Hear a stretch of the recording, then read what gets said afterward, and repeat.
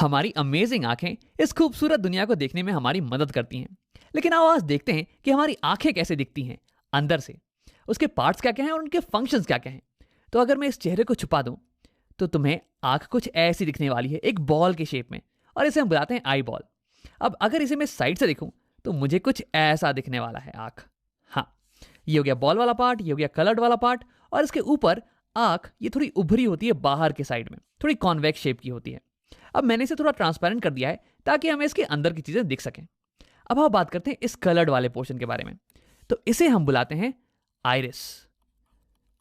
तो जब भी तुम किसी की आंख के कलर के बारे में बात कर रहे हो ना, तो असल में तुम उसके आइरिस के कलर के बारे में बात कर रहे हो। अब अलग अलग लोगों की आइरिस की कलर अलग अलग होती है। अब ऐसा क्यों होता है यार? तो देखो, जब भी हमारी आंखों पे लाइट पड़ रही होती है, व्हाइट लाइट, तो ये जो आइरिस है ना, इसके अंदर एक पिगमेंट होता है जो कि लाइट की एक पर्टिकुलर कलर को रिफ्लेक्ट करता है। अब इस आइरिस का पिगमेंट ये ग्रीन कलर की लाइट को रिफ्लेक्ट करने वाला है, और इसलिए हमें ये आइरिस ये ग्रीन कलर की दिखती है। अब अलग अलग लोगों की आइरिस में जो पिगमेंट होता है ना, वो अलग अलग कलर की लाइट को रिफ्लेक्ट करता है। जैसे कि यहाँ देखो, मेरे दोस्त की आइरिस ये ब्राउन कलर की है, और ऐसा इसलिए क्योंकि इसकी आइरिस का पिगमेंट ये ब्राउन कलर को रिफ्लेक्ट कर रहा है, और इसलिए हमें ये ब्राउन कलर की दिख रही है। अब इस आइरिस के बीच में तुम्हें एक ब्लैक कलर का स्पॉट दिख रहा होगा। अब सभी की आंखों में ये स्पॉट ये कॉमन होता है, तो इसे हम बुलाते हैं प्यूपिल। आओ उसे लिख लेते हैं। और ये एक छेद है, ये एक होल है जिसके थ्रू लाइट एंटर कर सकती है हमारी आंखों के अंदर। देखो, जो भी लाइट रेस आइरिस पे पड़ रही थी ना, वो या तो रिफ्लेक्ट हो जाएंगी या तो अब्जॉर्ब हो जाएंगी। लेकिन जो लाइट रेस इस ब्लैक स्पॉट पे, इस छेद पे पड़ेंगी ना, वो अंदर चली जाएंगी, कुछ ऐसे। और फिर ये अंदर जाके हमारी आंखों के अंदर इमेज बनाने वाली है बाहर की चीजों की, और इसी की मदद से हम बाहर की चीजों को देख पाते हैं। अब देखो, आइरिस का एक और इंपॉर्टेंट काम है कि वो इस छेद की साइज को कंट्रोल करता है, इस प्यूपिल की साइज को कंट्रोल करता है। देखो, जब बाहर दिन का टाइम हो रहा हो, दोपहर का टाइम मान लो, तो बहुत रोशनी होने वाली है, तो उस टाइम बहुत ही लाइट रेस तुम्हारी आंखों के ऊपर पड़ने वाले हैं।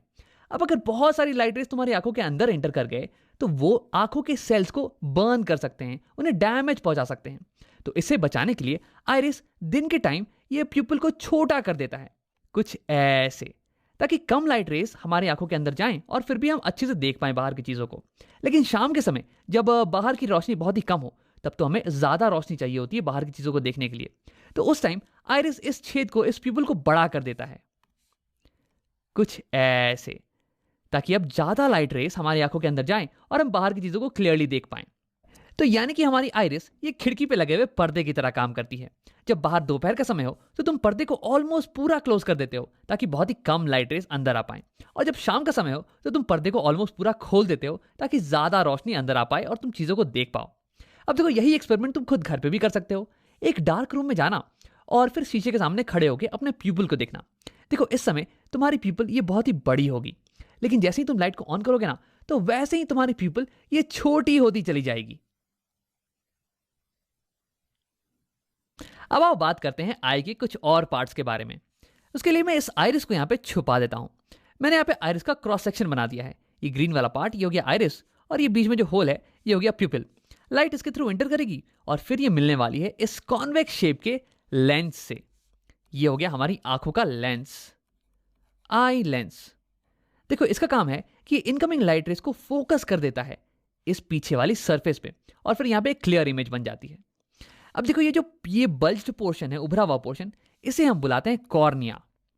इसे हम बुलाते हैं कॉर्निया।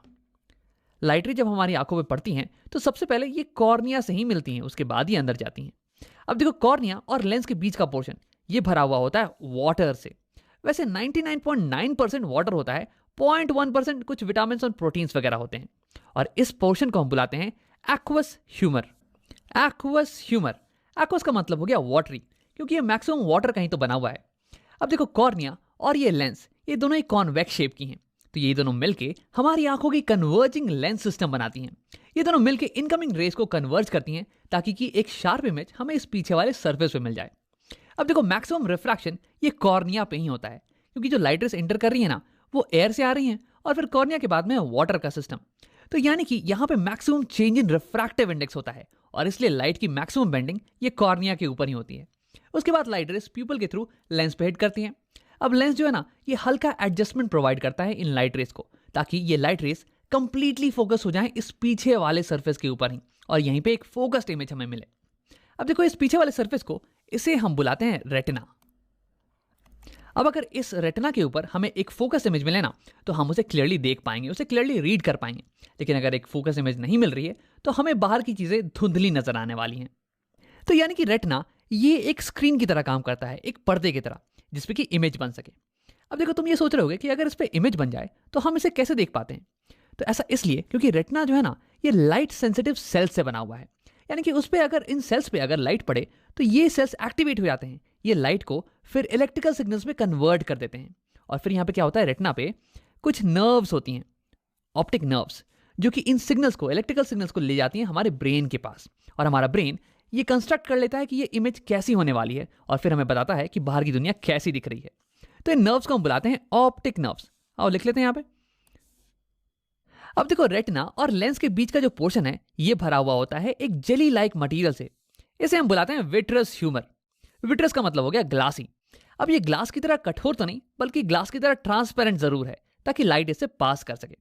अब देखो, इसका फंक्शन ये होता है कि ये हमारी आई बॉल को सपोर्ट प्रोवाइड करे।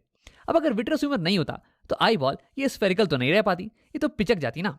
तो यहां हमारे पास हो गया एक्वस ह्यूमर, जो कि वाटरी है, और ये कॉर्निया और लेंस को न्यूट्रिशन प्रोवाइड करता है। और यहाँ पे विट्रस ह्यूमर ये जेली लाइक है, और ये हमारे आई बॉल को सपोर्ट प्रोवाइड करता है। अब आओ एक आखिरी चीज के बारे में बात करते हैं, इन फाइबर लाइक मटेरियल्स के बारे में जिन्होंने हमारे लेंस को पकड़ रखा है। इन्हें हम बुलाते हैं सीलरी मसल्स। अब देखो, ये सीलरी मसल्स ये हमारे लेंस के शेप को बदल सकती हैं। तो हाँ, हमारा लेंस ये एक रिजिड मटेरियल का नहीं बना हुआ है, बल्कि ये एक जेली लाइक मटेरियल का बना हुआ है। और अगर तुम इसे पिचकाओगे ना तो ये पिचक जाने वाला है, और इसकी जो कर्व्ड पोर्शन है ना, ये और ज्यादा कर्व्ड हो जाने वाली है। और अगर तुम इसे खींचोगे तो ये इलोंगेट हो जाने वाला है, और इसकी कर्वेचर ये पतली हो जाने वाली है। अब तुम सोच रहे हो यार इसका क्या फायदा है। तो देखो, हमारी आंखें अलग अलग दूरी पे रखे हुए ऑब्जेक्ट्स पे फोकस कर सकती हैं, उनकी इमेज को सेम डिस्टेंस पे बना सकती हैं। अब ऐसा करने के लिए हमारे लेंस के पावर को चेंज होना पड़ेगा, और ऐसा करने के लिए हमें अपने लेंस के कर्वेचर को चेंज करना पड़ेगा, और वही करने में मदद करती है हमारी सीलरी मसल्स। अब उसे और थोड़ा डिटेल में समझते हैं। तो केवल फोकस करते हैं हमारे लेंस पे। अब मान लो कि तुम किसी दूर रखी हुई ऑब्जेक्ट को देख रहे हो। तो दूर रखा हुआ ऑब्जेक्ट है, तो इसलिए उससे जो इनकमिंग रेस होंगी ना, इंसिडेंट रेस, ये ऑलमोस्ट पैरेलल होने वाली हैं। और क्योंकि तुम इसे क्लियरली देख पा रहे हो, इसका मतलब कि उसकी एक क्लियर इमेज, उसकी एक फोकस्ड इमेज ये लेंस बना दे रहा होगा यहाँ रेटिना के ऊपर। तो यानी कि ये लेंस इनकमिंग पैरेलल रेस को फोकस कर दे रहा है रेटिना के ऊपर, कुछ ऐसे। देखो, ये होगी रे डायग्राम, पैरेलल रेस आ रही हैं और ये लेंस उसे फोकस कर दे रहा है रेटिना के ऊपर। अब देखो, इस केस में लेंस इनकमिंग रेस को बहुत ही हल्का रिफ्रैक्ट कर रहा है, बहुत ही हल्का बेंड कर रहा है, कुछ 10 डिग्री का एंगल मान लो।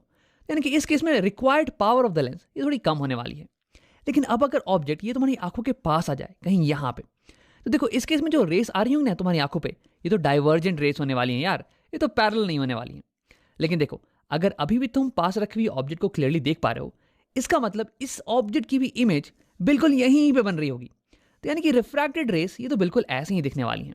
लेकिन इस बार लेंस को, रेस को, इनकमिंग रेस को ज्यादा बेंड करना पड़ेगा, ज्यादा मोड़ना पड़ेगा, ताकि वो यहाँ रेटिना पे फोकस्ड हो पाए। देखो, मैं यहाँ पर रे डायग्राम तुम्हें दिखाने वाला हूं, तुम एक बार अमाउंट ऑफ बेंडिंग पे ही फोकस करना। तो यहां तुम देख सकते हो, जब ऑब्जेक्ट पास में आ गया तो ये इंसिडेंट रेस ये डाइवर्जेंट थी और ये ऐसे चली जाती। लेकिन हमारे लेंस ने अब इन इनकमिंग रेस को इतना बेंड कर दिया है, ऑलमोस्ट 45 डिग्री से बेंड कर दिया है, ताकि ये यहाँ रेटिना पे फोकस हो पाए। तो यानी कि जब ऑब्जेक्ट पास में होता है तो लेंस को ज्यादा बेंड करने की जरूरत पड़ती है, यानी कि ज्यादा पावर रिक्वायर्ड है लेंस की। लेकिन जब ऑब्जेक्ट दूर रखा हो तो हमें लो पावर रिक्वायर्ड होती है, लो बेंडिंग रिक्वायर्ड होती है। तो देखो कैसे अलग अलग दूरी पे रखे हुए ऑब्जेक्ट्स पे फोकस करने के लिए हमें अलग अलग पावर की लेंस की रिक्वायरमेंट होती है। अब देखो यार, हमारी आंखों में लेंस तो एक ही है, हम लेंस को तो बदल नहीं सकते हैं। तो हम क्या करते हैं कि लेंस के कर्वेचर को बदल देते हैं, इसे पतला और मोटा करते हैं डिपेंडिंग ऑन किस चीज पे हम फोकस कर रहे हैं। अगर हम किसी दूर की चीज पे फोकस कर रहे होते हैं तो हमें एक कम पावर की लेंस चाहिए होती है, जो कि लाइट रेस को कम बेंड करे। तो उस केस में हमारी सिलरी मसल्स ये रिलैक्स हो जाती हैं, ये हमारे लेंस को इलोंगेट कर देती हैं, ताकि इसकी कर्वेचर ये कम हो जाए और ये लाइट रेस को कम बेंड करे, इसकी पावर कम हो जाए। लेकिन जब हम पास की चीजों पे फोकस कर रहे होते हैं तो उस केस में हमें एक हाई पावर की लेंस की जरूरत होती है, ताकि हम इन डाइवर्जेंट रेस को ज्यादा बेंड कर पाएं। तो उस केस में हमारी सिलरी मसल्स ये लेंस को पिचका देती है, ताकि इसका कर्वेचर ये बड़ा हो जाए और उसके बाद ये ज्यादा बेंड करने लगे, इसकी पावर बढ़ जाए। तो ऐसे ही सिलरी मसल हमारे आई लेंस के शेप को चेंज कर सकती है, इसके पावर को चेंज कर सकती है। तो सिलरी मसल के इसी पावर को हम बोलते हैं पावर ऑफ एकोमोडेशन। अब देखो, आगे कुछ वीडियोस में हम इसके बारे में डिटेल में बात करने वाले हैं, तो अगर ये तुम्हें समझ में नहीं भी आया हो ना तो घबराने की कोई बात नहीं है। आओ वीडियो को यहीं पे खत्म करते हैं और इसे समराइज कर लेते हैं। तो इस वीडियो में हमने आई के अलग अलग पार्ट्स और उनके फंक्शंस के बारे में पढ़ा। सबसे पहले लाइट जब हमारे आंखों में पड़ती है तो वो टच करती है कॉर्निया को। देखो कॉर्निया ये आंख के ऊपर ये उभरा हुआ पार्ट होता है और यहीं पे लाइट रे का मैक्सिमम रिफ्रैक्शन होता है, मैक्सिमम बेंडिंग, क्योंकि यहीं पे मैक्सिमम मीडियम में चेंज आ रहा है। अब उसके बाद लाइट जाती है एक्वस ह्यूमर में। अब ये मोस्टली वाटर का बना हुआ होता है और उसके बाद लाइट एंटर करती है आंखों में प्यूपिल के थ्रू, ये ब्लैक वाला पोर्शन। और इस ब्लैक वाले पोर्शन के साइज को कंट्रोल करता है आइरिस। आइरिस हो गया आंखों का कलर्ड वाला पोर्शन। अब इसके बाद लाइट रेस पास करती है लेंस के थ्रू। देखो लेंस का काम होता है लाइट रेस को फाइन एडजस्टमेंट प्रोवाइड करना ताकि इमेज एग्जैक्टली रेटिना के ऊपर ही बन जाए। अब इसमें इसकी मदद करती हैं सिलरी मसल्स जो कि इसके शेप को चेंज कर सकती हैं और इसलिए इसके पावर को भी चेंज कर सकती हैं। अब इसके बाद लाइट रेस पास करती हैं विट्रस ह्यूमर के थ्रू। ये विट्रस ह्यूमर ये आई बॉल के शेप को मेंटेन करके रखता है। अब इसके बाद लाइट रेस इमेज बना देती है हमारी रेटिना के ऊपर। रेटिना एक स्क्रीन की तरह काम करता है जिसपे कि इमेज जब बने तो हम उसे क्लियरली देख पाते हैं। देखो रेटिना बना होता है बहुत ही लाइट सेंसिटिव सेल से जिन्हें हम कहते हैं रॉड्स एंड कोन सेल। जब लाइट इन पे पड़ती है तो ये एक्टिवेट हो जाते हैं और ये लाइट को कन्वर्ट कर देते हैं इलेक्ट्रिकल सिग्नल्स में और ये सिग्नल ऑप्टिकल नर्व्स के थ्रू हमारे ब्रेन तक पहुंच जाते हैं और फिर हम बाहर की दुनिया को देख पाते हैं।